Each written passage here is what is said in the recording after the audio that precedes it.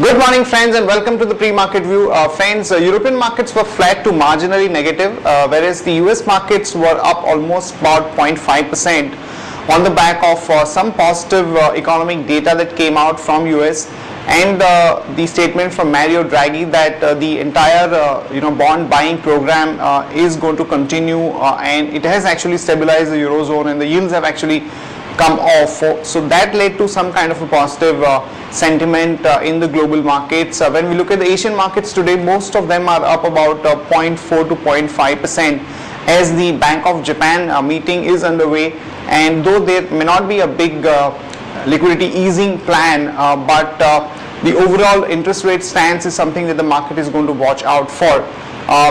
In terms of the Brent crude, friends, again we have seen the Brent crude running up to almost 3 to 4% to $112, $113, back to the same level that it was about a couple of days, as there is some kind of unrest in Syria and in that region, which is leading to some kind of panic in the crude oil prices. In terms of flows, friends, FIs were net buyers to the tune of about 940 odd crore in the cash market, and the domestic institutions were sellers to the tune of about 880 crore. Friends, back home our markets are showing a lot of strength for the past 2 weeks, and we are close to about 6,000 levels, which was looking like a dream about a month back, and this has happened on the back of some serious steps being taken by the government on the reforms front. And yesterday also we had a slew of decisions being taken, relaxing the FDI for insurance and pension sector, the Corporate Responsibility Act, and a few other reforms being announced.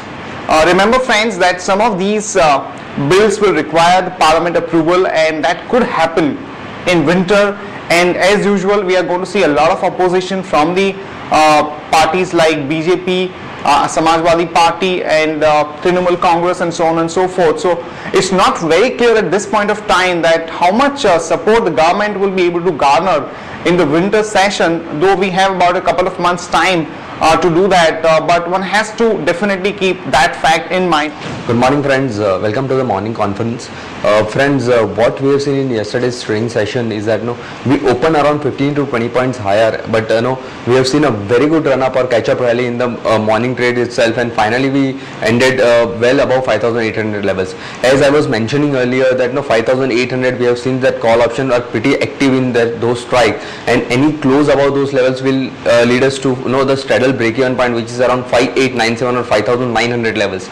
So now we have got the confirmation, and going forward we may see that on a higher side now 5,860 and 5,900 can also be targeted.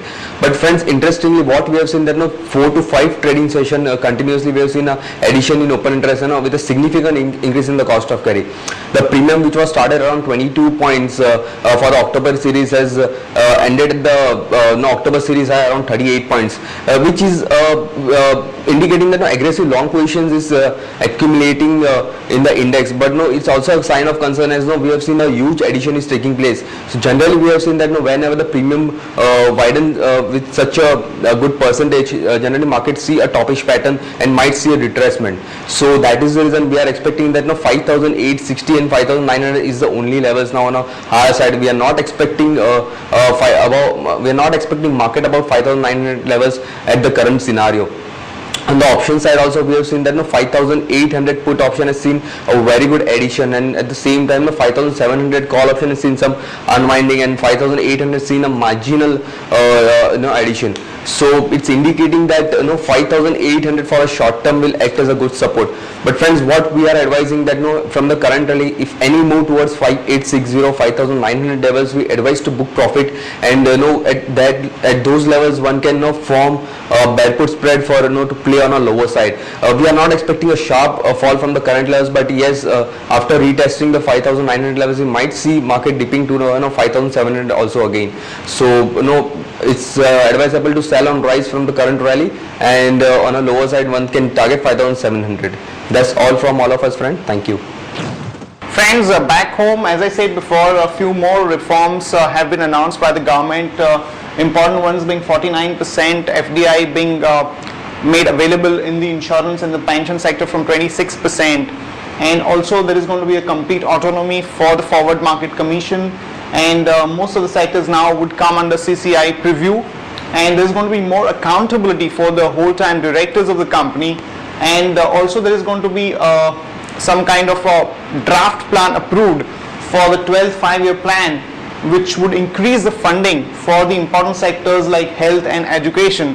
So some of these reforms are sentimentally positive for the insurance companies, like we mentioned yesterday, that Reliance Capital, Max India, Aditya Birla Nuvo, and to some extent even ICICI Bank, which is a ICICI Pru Life as an important insurance component in their basket of products.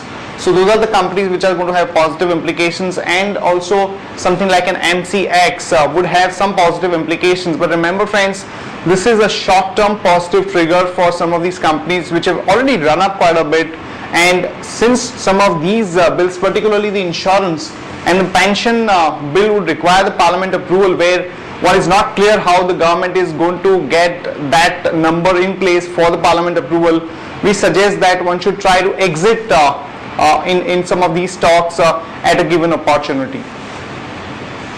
Also today we are going to see a block deal in HDFC, wherein Carlyle is going to exit 3.7% stake, and about 5.7 crore shares are going to be traded, and the indicative price is 760 to 781.25. So the traders can try to put in orders somewhere in the range of about 760 to 764, and try to exit immediately once they get about 5 to 10 rupees kind of an uptick in that trade once the block deal goes through. Remember, people who are trying to participate in this block deal should try to put in the order both on BSE cash market as well as NSE cash market, and this should happen before the market opens.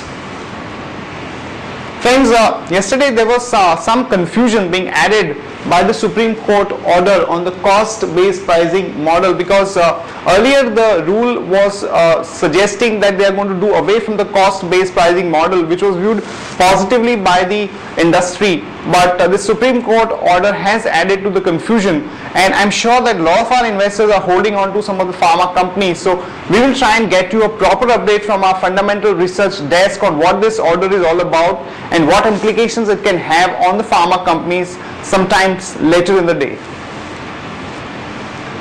Friends, Kishore Biyani's Pantaloon group is in talks with L&T to sell the Pantaloon stake, and this would have a positive implications for Pantaloon. One can go long with a stop loss of 207 and a target of about 209 to about 224. SREI Infra's wholly owned subsidiary is likely to sell stake at an approximate value of about $122 million. So one can go long on SREI Infra with a stop loss of about 28.12 and a target of about 29.30 to about 30. And in case of BHEL, there are some negative developments, wherein the Tamil Nadu State Electricity Board has imposed some kind of a power cut on BHEL's plant by as much as 40%, because the power is not being made available to the general public, and this would be a bit negative for BHEL. So one can go short on it with a stop loss of 272 and a target of about 258 to 252. That's it from all of us friends. Have a great weekend and see you on Monday morning.